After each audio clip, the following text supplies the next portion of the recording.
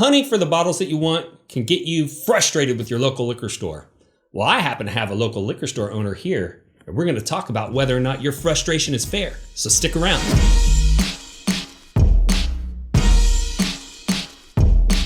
I have Nav Singh here, and he owns a couple of local independent liquor stores. And so you are uniquely qualified to help us navigate through, what is it like? And what's it like on the other side so that we can maybe develop a little bit of understanding between the whiskey nerd and the store owner. I know Nav because he works with the club that I'm a part of, Someone Say Whiskey, and we actually use his retail locations to release some of our single barrels. And so we've been working together for a little bit. Background, how many stores do you have? So currently we have 4 stores right now.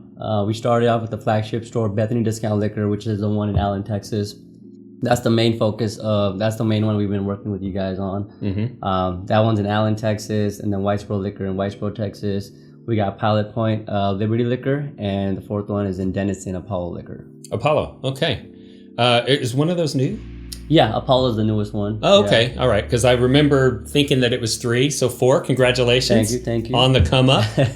Once you learn that business model, I guess it just makes sense to keep expanding. You got to keep going. That's the game, right? That's awesome. So how long have you been in the liquor business? So I started back in 2017. That's when we opened up Bethany Discount Liquor in Allen.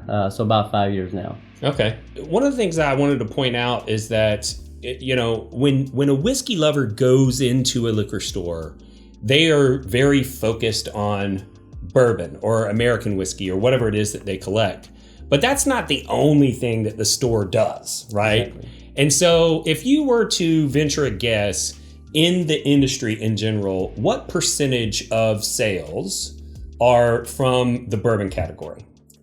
So it's hard to put a number on there, but I would say 12 to 20% is bourbon sales. But our store is a neighborhood store, for example, Bethany Discount Liquor. It's a neighborhood store, so we had to build our foundation from the ground up, right? So our sales are mostly vodka, you got your whiskeys, and then tequila, scotch, and, bourbon. But the good thing is, since we built it from the ground up, that's what started our store sales and everything is the vodkas. Yeah, so that pays for everything mostly. And that's an important point to realize when you're going out and you're interacting with these people at these stores, is that you may think that they need to be 100% focused on the bourbon like you are. Exactly. But that's not really what pays the bills. It doesn't. Yeah. So like I said, we built a foundation with the neighborhood store. That's vodka sales. I mean, that's still number 1. I was just looking at my numbers this past weekend for the year. Vodka's still at 30% and bourbon's at 22%. Okay. So that just tells you what it's at. So you're on the higher end of what would be considered a normal industry average for bourbon sales. I am. Yeah. Definitely. Yes, sir. And when we're talking about bourbon, that's the overall category. One of the things I like to point out is there's a smaller category of bourbon, which are allocated bottles, meaning, and just so you know, from a industry standpoint, allocated means that when he puts in an order, there are restrictions on what he can order, right? So there are bottles that are not allocated. You can order as many as you want. If you ask for 20 cases, they bring it to you the next day. Exactly. And then there are bottles, and we use the term allocated to mean rare. Exactly. But allocated actually means restrictions on ordering between the retailer and the wholesaler. And so that would be a smaller number of the bottles that you carry in your store. Could you pay your bills with allocated bourbon sales? I would say no, because in order to get these allocated bourbon sales, you have to be able to move product, your regular product, right? So just hunting for allocated bourbons can get you in this hamster wheel where you're sitting on so much. So now you're actually taking a step back. Right. So I think it wouldn't be a smart, business plan for just selling your just bourbon focusing on allocated. Yeah. Right. So. Right. Did you know that bourbon can only be made in Kentucky? False. Truth is, bourbon can be made in any state in the United States. Well, did you know that good bourbon is only made in Kentucky? False again. Have you tried Still Austin? What's Still Austin? How'd you do that? Don't worry about it. Still Austin is a little bit different than others. First of all, they use heirloom grains. All of them are sourced from the state of Texas, which is going to create biodiversity, but it's also going to throw off some flavors that are a little bit more bold than what you're used to from the commodity grains from Kentucky. And 2, they use a column still. A lot of people have had negative experiences with Texas bourbon because it came off of a pot still and it throws off flavors that they're not used to. So you end up with a flavor that's bold enough to be considered a Texas whiskey, but not so off profile that if you're used to Kentucky, you're not gonna like it. So everything really is bigger in Texas. True. Everything is bigger in Texas, Wes. Still Austin. Bourbon Real Talk approved. To have a bottle shipped to your door or find a retailer, click the link in the video description. If you can't actually pay your bills with allocated bourbons, then why focus on them at all? What does it get you as a store owner to bring those products in? It's a good point. Like I mentioned earlier, so like a neighborhood store, right? So we're already set with the a number of people that shop from us. But diversifying our customers with bourbon is like, okay, so like now when the customers know that we have all these allocated bourbons that are coming to the store, we've actually just expanded that, right, for the customer base. So now we're getting a lot of customers so we basically diversify the customers. Now we're getting customers from all over, from Fort Worth, Irving, all over the Metroplex that are coming into this, 1,200 square foot liquor store and like, oh, like we need to go here. Mm-hmm. And so the idea is to make it a travel store, right? So like people like, I've had people from California that come in like, oh my God, hey, we heard about your store. So I always want to be in the conversation when somebody is traveling to the Metroplex. They're like, hey, we need to stop by at Bethany or Whitesboro or Liberty or Apollo, like one of those locations, because they're so well known in the bourbon category. So it's about building relationships then. Exactly. Yeah. And that's going to draw the people in. But your hope is probably while they're there that they don't just buy the allocated bottle. Of course. And that's the whole idea, right? So like you have to be able to move other products. I mean, bourbon, like I said, it doesn't come down to just bourbon doesn't pay the bills, right? So you got to make sure your other product is moving. And in able to get these allocated bourbons, you got to be able to move some certain stuff. There's some well. product. Yeah. So why don't you just call up Buffalo Trace and order more Pappy Van Winkle? I mean, I wish it was that easy, right? Because we would love to do that, but obviously the suppliers and the distributors, they're constrained. They have limits too, right? So they have, just like we have so many customers that are looking for allocated bourbons. We're their customers, right? So there's 1,000 of stores that they have to take care of in the relationship, and there's only so much that they can give out. So what he's referencing is he doesn't buy from Buffalo Trace. Yeah. You're prohibited from doing so. Yes, sir. So the retail store has to buy from the wholesaler, and the producer, which in the case of Pappy Van Winkle is Buffalo Trace, is going to have a contract with a wholesaler in the state of Texas, and he can't just call up the wholesaler and say, hey, send me more Pappy Van Winkle, because everybody's asking for that. Exactly. Right? So one of the things that I think that consumers really don't understand is that there are some things that go on for retail stores, not all of which is 100% on the up and up. So what are inducements?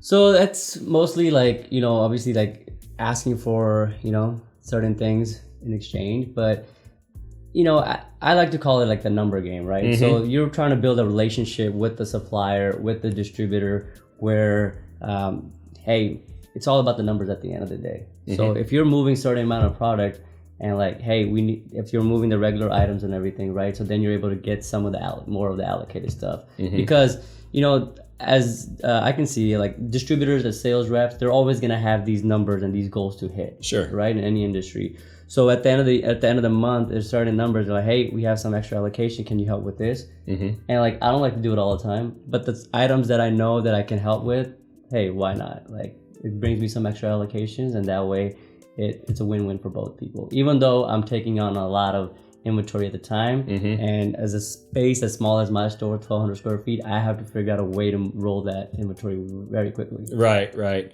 And so basically an inducement is when they tie the purchase of one product to the purchase of another product.